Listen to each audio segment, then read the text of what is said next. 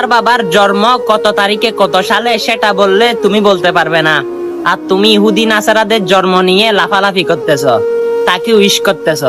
আরে বুকে হাত দিয়ে বলতে কি পারবেন কোনদিন আমার রসুলের প্রশংসা নিয়ে আপনি ফেসবুক টিকটকের মধ্যে স্ট্যাটাস দিয়েছেন? অবশ্যই এই হাদিসটা বারবার মনে পড়ে যায়। অবশ্যই যে যাকে ভালোবাসে তার সাথে তার হাসর নসর হবে।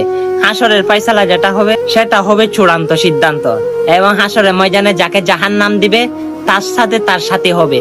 এবং আপনি কি সেটা করে তাকে ভালোবেসে ইহুদি নাসারাদেরকে জাহান্নামীদের অন্তর্ভুক্ত হতে চান? অবশ্যই আমার ভিডিও দেখে যারা আমার বিরোধিতা করবেন তারাই ইসলামের প্রতি বিরোধিতা করবেন, কারণ আমি ইসলামের কথা বলতেছি। প্রয়োজন পড়লে আমার গলা যদি ছুরির চাকুর নিচ দিয়ে থাকে তবু আমি হক কথা বলে যাব, আর ইহুদি নাসারাদেরকে দুলুচ্ছুত করে তারবো। আর আল্লাহ তাদের যদি হেদায়েত থেকে হেদায়েত দিক, নয়তো বড় গজব দিয়ে তাদেরকে ধ্বংস করুক। আর অবশ্যই ভিডিওটা যারা নবী প্রেমিক, যারা ইসলামিক বিশ্বাস করেন, ইসলামকে ভালোবাসেন, তারা ভিডিওটা শেয়ার করে সকল মানুষকে সচেতন করে দিবেন। আমিন।